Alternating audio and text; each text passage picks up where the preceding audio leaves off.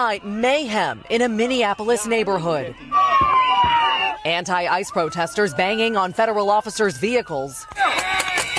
We only report what is of interest to the public without any intention to confirm or speculate anyone's private life.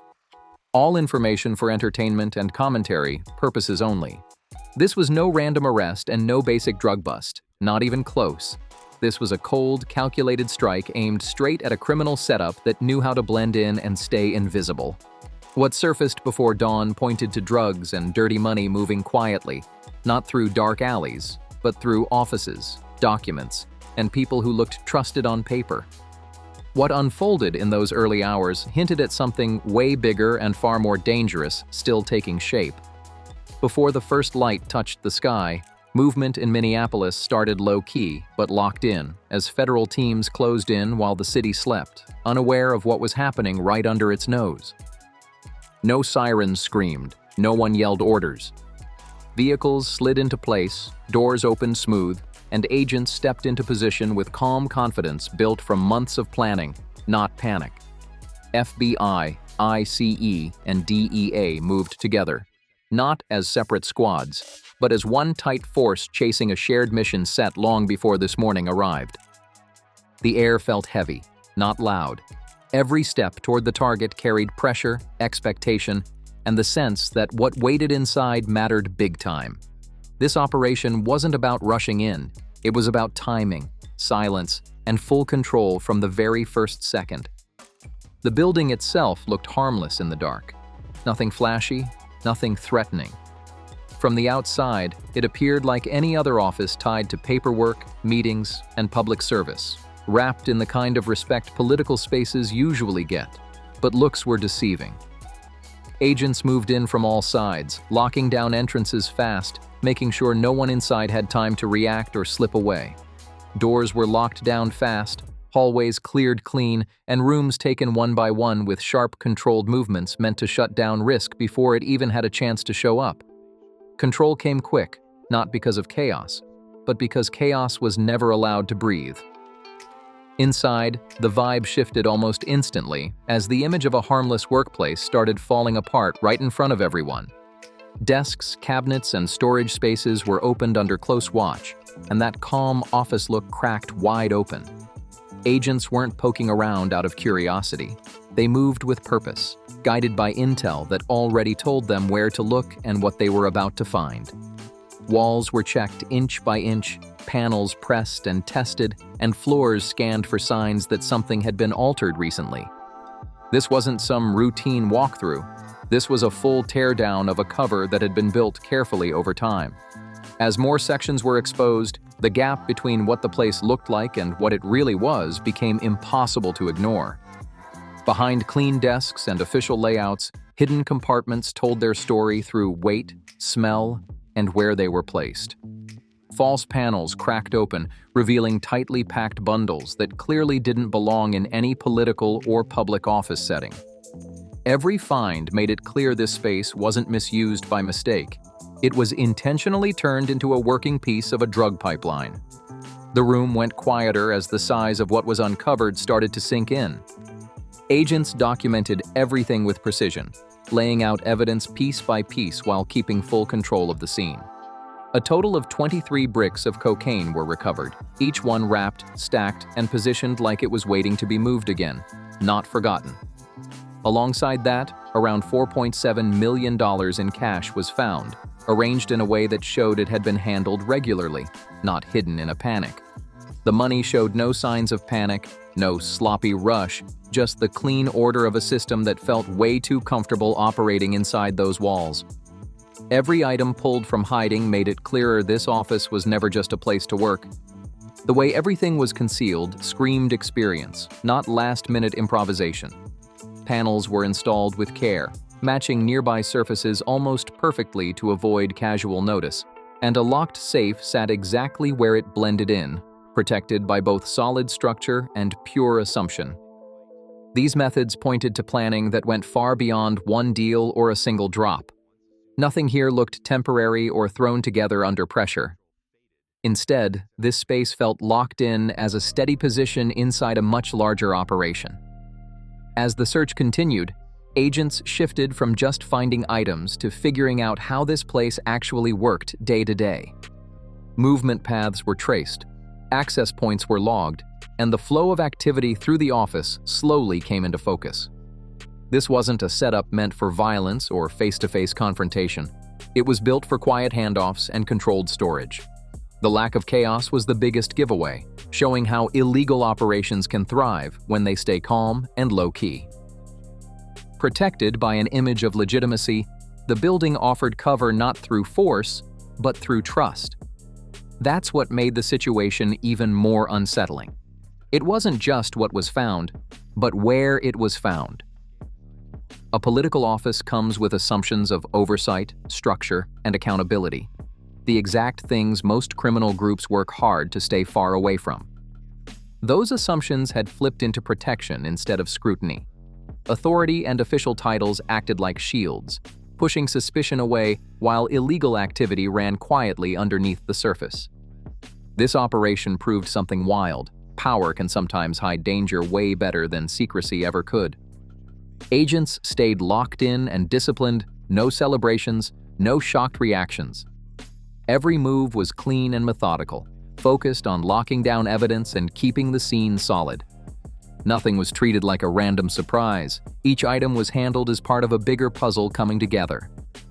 That level of professionalism showed they already knew this was just one step in a much longer mission. The moment itself wasn't the prize. What mattered was what it exposed about the system behind it. By the time the office was fully cleared, the illusion was gone. What once looked like a boring administrative space now stood exposed as a working piece of a serious drug trafficking operation. The authority tied to the location offered zero protection once the truth came out. Titles, walls, and polished appearances couldn't block federal reach. This operation sent a clear message: status might delay exposure, but it can't stop it forever. As agents prepared to move past the initial site, the weight of the discovery kept growing. The drugs and cash weren't the finish line, they were a signal. They pointed outward to more locations, more connections, and a much wider network. This office wasn't a one-off problem, it was a doorway into something far bigger, and the next phase was already lining up to push the fight well beyond a single building. What came next started showing just how far this system really stretched once control of the office was locked in. The focus shifted fast, away from walls and rooms, straight to quiet objects carrying way heavier weight. Agents moved slow and precise as they collected encrypted phones and stacks of financial paperwork, treating every item not just as evidence, but as a doorway into a much bigger battlefield. Gloved hands brushed smooth screens, folders slid out of drawers, and sealed envelopes were opened under strict supervision. There was no rushing, only sharp precision, because every device and every page had the power to expose movements that never showed up on street corners or security cameras. The real danger wasn't hiding behind walls anymore. It lived inside numbers, messages, and hidden connections. Encrypted phones were separated from personal items and locked into controlled containers right away. They didn't ring or buzz, but the silence said everything. Disciplined, controlled, and built for secrecy. Each phone was clearly meant to wipe trails, mask identities, and keep exposure low. But finding them here spoke louder than any confession ever could. Agents handled them carefully, knowing one unlocked screen could uncover contacts, money routes, and coordination stretching way beyond Minneapolis. These phones weren't just for talking, they were tools for command and control. Nearby financial records told a different side of the story, written in spreadsheets, transaction logs, and clean-looking numbers instead of coded texts. Papers were spread across cleared tables as agents scanned dates, figures, and unfamiliar company names, watching the bigger picture slowly come together. Accounts that looked clean at first started showing patterns that hit way too often to be random. Transfers moved through multiple layers, paused just long enough, then shifted again, always sliding under the radar. The money didn't move with panic, it moved with confidence, like a system that truly believed it couldn't be seen. As agents dug deeper into the paperwork, the picture stretched wider and got way more complex. This office wasn't operating on its own. The financial trail pointed outward toward international routes built to wash profits and blur where they came from. Names tied to shell companies popped up next to transactions crossing borders without setting off alarms. The level of coordination showed patience and experience, not desperation. What was unfolding wasn't a local crime scene. It was a working node inside a global money laundering structure. The real weight of the discovery wasn't how much data there was, but how perfectly it linked separate pieces into one smooth-running system. Drugs moved quietly through trusted channels, while money flowed through layers designed to protect the people at the top. Tech replaced violence, keeping control tight without confrontations. No street fights, no turf wars, no public chaos. The war was real. It just played out through systems and infrastructure instead of gunfire. As analysts connected messages to transactions, the whole view shifted again.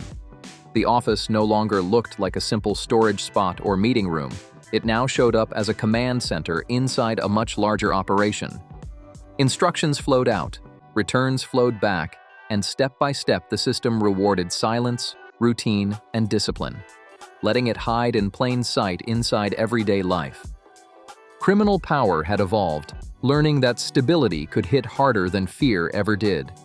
As the full reach of the network came into focus, the federal response slid into its next phase without noise or delay. Orders moved quietly, and teams already positioned across the city began shifting into place. What started as a single strike quickly grew into a coordinated push meant to hit multiple layers all at once. Timing was everything. Letting one part react could tip off the rest, so the mission flipped from discovery straight into disruption. Vehicles rolled out in controlled patterns, each one carrying teams locked in on specific targets. Addresses that seemed harmless just days earlier were now understood as key contact points inside the network. Agents hit each location with the same discipline shown from the start. Exits were sealed before entry. Movement was controlled before resistance could even form. There were no wild chases or loud showdowns, just steady pressure applied everywhere at the same time across the city. Doors were opened under authority, and spaces were secured before anyone inside fully grasped what was happening. Apartments, offices, and storage spots were entered with clean precision. Each one turned out to be another thread in the same web. Evidence was collected methodically, and individuals were separated without panic or confusion. The real power of the operation came from coordination, making sure no single location could warn the others. As the raids kept rolling, the layered structure of the network became impossible to miss. Some spots handled money, others dealt with logistics, and some worked as quiet transfer points. On their own, none of them looked dangerous, but together they formed a smooth system capable of moving massive volume without drawing attention. Each layer shielded the next, keeping decision-makers far from risk. That setup had worked for years, until now. Federal teams kept adjusting on the fly, using real-time findings to tighten their grip. As fresh intel came in, the operation moved like a closing circle, not a straight line, cutting off exits and isolating everyone involved. There was no dramatic crash, no single breaking point. Instead, the network slowly lost the space it needed to function. Power drained as routes were sealed and communication lines were disrupted. By the time the final locations were locked down, the operation had expanded to 29 sites across the city. What looked like separate actions from the outside were actually pieces of one coordinated strike, built to tear down the structure, not just chase individuals. The lack of chaos said everything about the planning behind it. This wasn't a reaction. It was the execution of long-term pressure applied at exactly the right moment. The message was loud without a single word spoken. Criminal systems built on money and tech could no longer count on invisibility to keep them safe. The same tools once used to hide activity were flipped into maps showing just how far it reached. Silence turned into evidence, and routine became a weakness. Modern crime might avoid gunfire, but it can't dodge accountability forever. As the citywide phase wrapped up, agents began preparing to follow the remaining threads beyond Minneapolis. The network had been exposed, but it wasn't finished yet. The next stage would push outward toward the larger structure holding it up. As teams moved from site to site, the pattern behind the arrests finally came into focus, and the operation took on a heavier meaning that went way beyond drugs and cash alone. Every location locked down added more weight to the same hard truth. This network didn't survive on luck or speed. It survived by planting itself inside places protected by public trust. Agents moved carefully through offices and shared workspaces, knowing every drawer opened and every room cleared carried meaning way beyond one suspect. What they uncovered wasn't a gang hiding from the system, it was a structure living inside it. Large amounts of narcotics were seized across multiple sites, and every stash followed the same calm, calculated logic seen before. Packages were stacked neatly, sealed tight, and stored for convenience, not desperation. These weren't last-minute hiding spots thrown together under pressure. These were routine storage points used over and over again. Drugs moved through these spaces quietly, never setting off alarms, never pulling attention. Everyday activity had become the perfect cover. Cash showed up the same way. It appeared again and again in different buildings, always counted, wrapped, and placed with purpose. Agents opened cabinets and found bundles sitting like they belonged there, right next to office supplies and paperwork. Safes were opened, shelves cleared, and money spilled out that had passed through countless hands without ever raising a red flag. The sheer volume confirmed this operation didn't depend on speed or violence. It ran on consistency, patience, and routine. Profit moved steady, protected by habit. The most disturbing part wasn't how much was seized, but how long it had clearly been there. Wear marks on storage spots, repeated transaction records, and how familiar people were with the process all pointed to the same thing. This system had been running uninterrupted for years.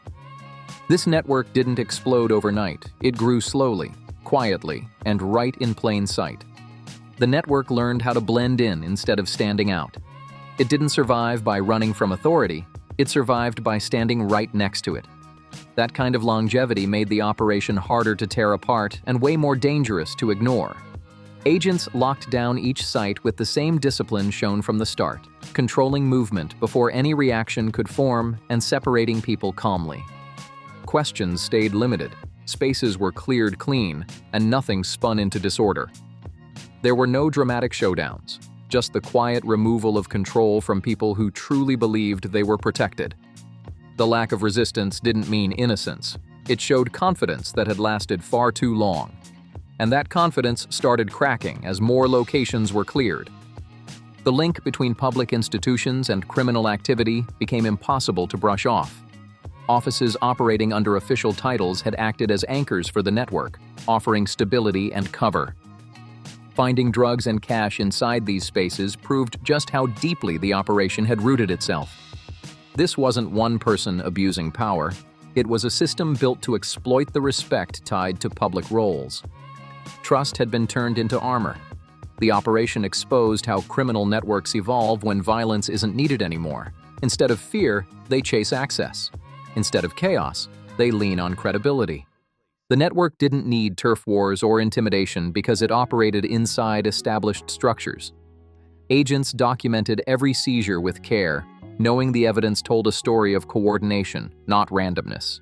Every location fit into a bigger framework, with clear roles, defined responsibilities, and a system designed to stay hidden for as long as possible. Some locations handled storage, others managed movement, and others existed just to provide legitimacy. That separation lowered risk and made the whole setup tougher to break. When pressure hit one part, the rest kept running like nothing happened. It was a system built to survive long-term, not burn fast. That realization shifted the mood of the operation from straight enforcement to full exposure. Arrests removed people, but the evidence exposed the structure behind them. Every item seized weakened more than individuals. It cracked the belief that the system could shield itself forever. The network depended on silence and routine, and both had now been shattered. Public spaces once assumed to be safe had been quietly repurposed without raising alarms. That truth carried weight far beyond this one case.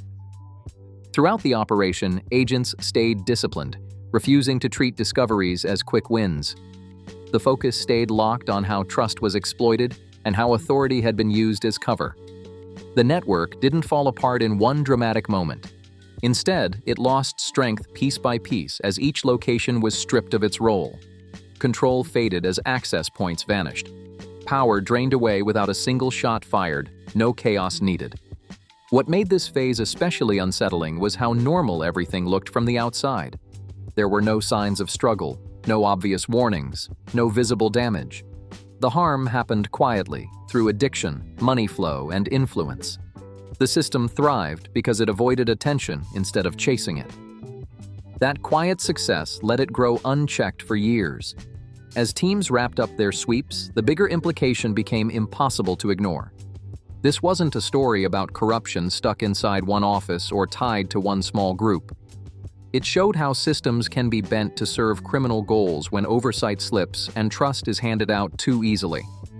The network didn't replace public institutions. It hid inside them. That difference made it far more dangerous and way harder to spot.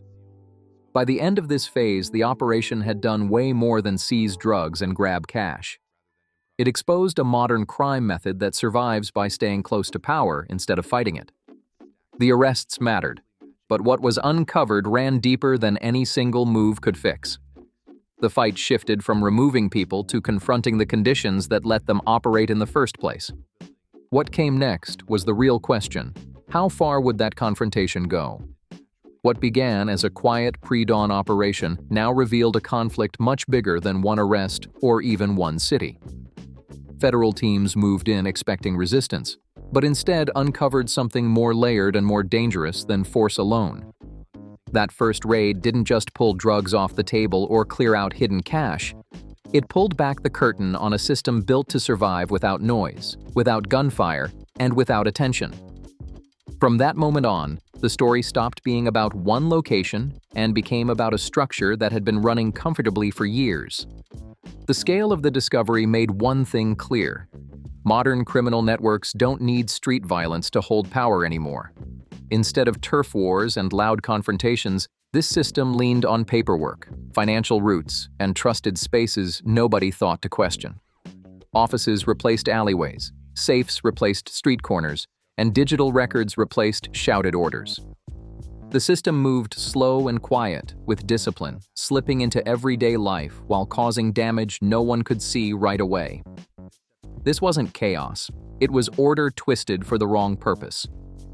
That's the unsettling but clear message behind this operation. Modern crime doesn't always show up with sirens or gunshots. More often, it hides behind clean desks, locked drawers, and official titles, building a fake sense of safety. The real danger isn't sudden violence. It's long-term exposure to systems that quietly fuel addiction, corruption, and broken trust. When crime reaches this level, removing individuals is just the first step, because the structure that protected them can still be standing.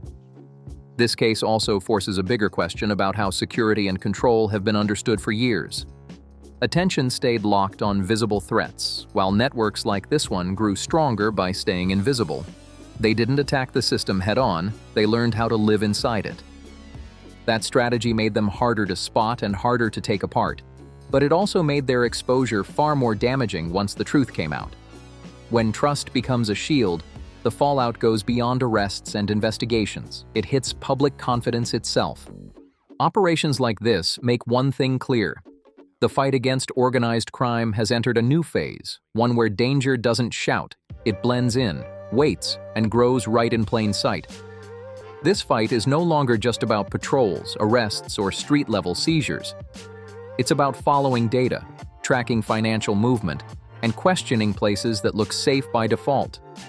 That shift doesn't make the fight easier, but it makes it real. It forces attention onto the invisible battlefields where modern crime actually operates. Control is now contested without gunfire, and power is challenged without warning. These battles happen quietly, inside spreadsheets, transactions, and trusted spaces people rarely question. That's where the real pressure is building, and that's where the future of enforcement is headed. So now the question stays wide open for anyone paying close attention. Are operations like this truly restoring order, or are they exposing a deeper system that still hasn't been fully dealt with? That answer isn't simple, and it's not comfortable. If you want to keep following these hidden fronts and see what happens next, don't miss out. Like, share, subscribe, and drop your thoughts in the comments.